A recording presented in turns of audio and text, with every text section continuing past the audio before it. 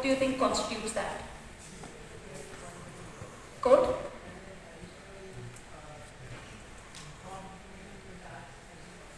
Tools?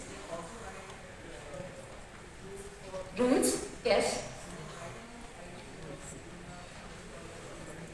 Yes, that's fine. We don't need the mic. That's fine.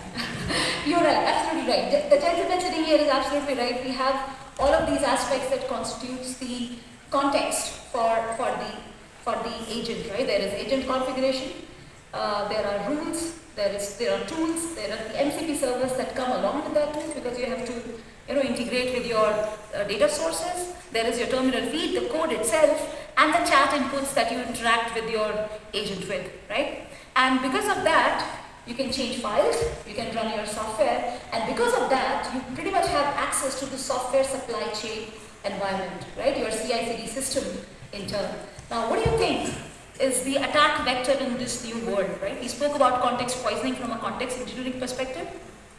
These are the places where context poisoning can happen, right? And I have two interesting examples of that.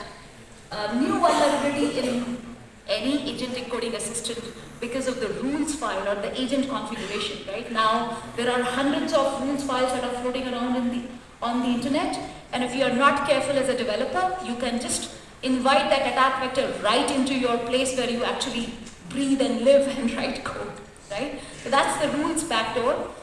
There are various techniques. I'm not going to go into the details, but I really wanted to pick up the example of a coding assistant because that's something that's close to all of us.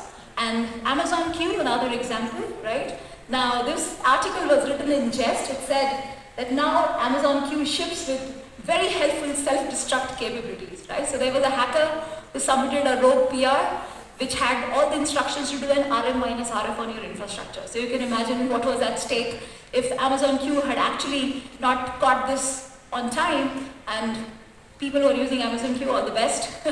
Maybe in the future it doesn't happen again, right? But then you get the point that context engineering is an emerging field, an emerging research area, and something that we all have to be very, very careful about while we build AI systems and why we also use agentic AI systems. That's the first trend. Right.